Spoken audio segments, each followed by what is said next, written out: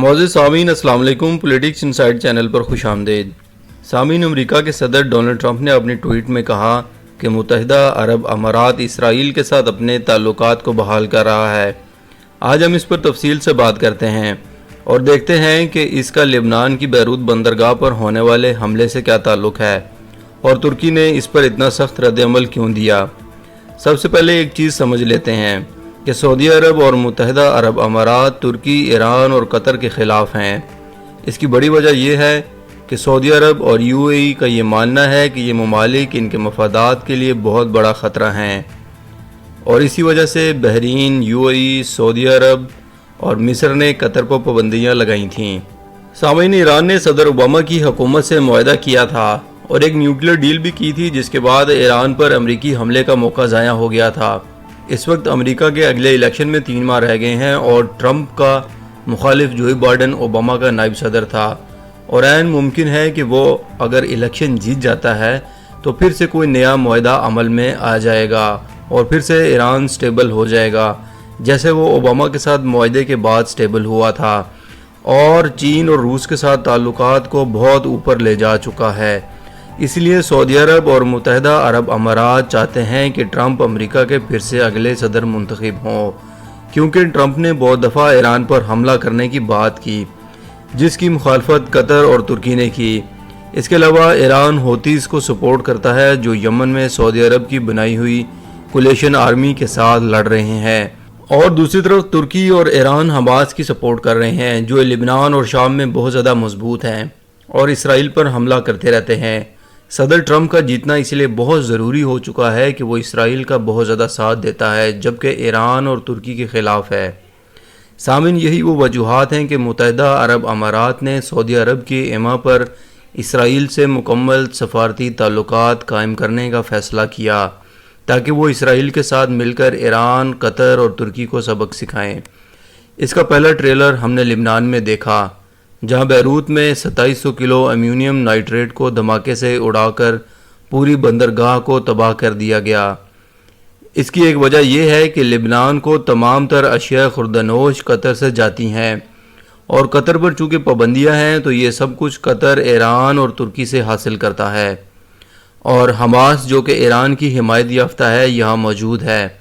اس کو اسی پورٹ سے سپلائی ملتی تھی، اسی لیے اس پورٹ کو مکمل طور پر تباہ کر دیا گیا، اور اس کے بعد ترکی نے کہا کہ وہ اس پورٹ کو دوبارہ بنا کر دے سکتا ہے۔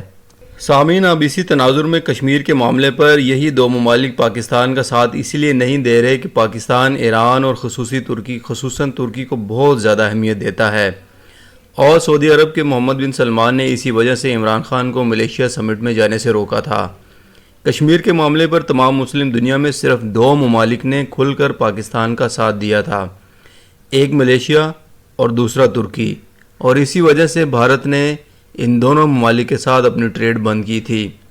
اب سعودی عرب کا کہنا یہ ہے کہ ہم کیوں کشمیر پر OIC کا اجلاس بلائیں، جبکہ ترکی نے کیا نیٹو کا اجلاس بلایا، اور جو خانہ جنگی عرب میں ہو رہی ہے اس پر پاکستان نے اجلاس بلانے کا کیوں نہیں کہا، اور یمن میں ہمارا ساتھ کیوں نہیں دیا، اور اگر OIC کا اجلاس بلانا ہے تو ترکی اور ایران سے تعلقات پر نظر ثانی کرنی پڑے گی۔ سامعین، ترکی، ایران اور قطر، سعودی عرب اور UAE کا جھگڑا سوڈان اور لیبیا کے معاملے پر بھی ہے، جہاں سعودی عرب کے مطابق ترکی ان دونوں ممالک میں اپنا اثر رسوخ قائم کرنا چاہتا ہے، اور سوڈان میں اپنی ترک کی سوچ کو نافذ کرنا چاہتا ہے، کیونکہ ترک قوم کا اسلامی نظریہ سلطنت عثمانیہ کی طرز پر ہے، جبکہ عرب اس کو تسلیم نہیں کرتے۔ اور سائپرس کے معاملے پر سعودی عرب گریس یعنی یونان کا ساتھ دیتا ہے، اور مصر میں بھی سعودی عرب عبد الفتاح السیسی کو سپورٹ کرتا ہے، جو کہ ترکی کے خلاف ہے، اور لیبیا میں جو خانہ جنگی ہے اس میں مصر، UAE، سعودی عرب اور الجیریا ایک طرف ہیں، اور مصر کی اخوان المسلمین کو بھی ترکی کی حمایت حاصل ہے، اور حماس بھی اخوان المسلمین کا حصہ تھا جو الگ ہو گیا ہے،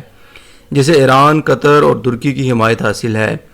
اور یہی اسرائیل کے خلاف لڑ رہے ہیں۔ UAE، سعودی عرب بھی ان کے خلاف ہے۔ اس ڈیل پر صرف قطر کے علاوہ بحرین، عمان، کویت، مصر، اردن اور عراق نے UAE کو مبارکباد دی ہے۔ سامعین، اس کے علاوہ سعودی عرب متحدہ عرب امارات کے فوجی اڈے صومالیہ، جبوتی، ایریٹریا اور سوڈان میں موجود ہیں،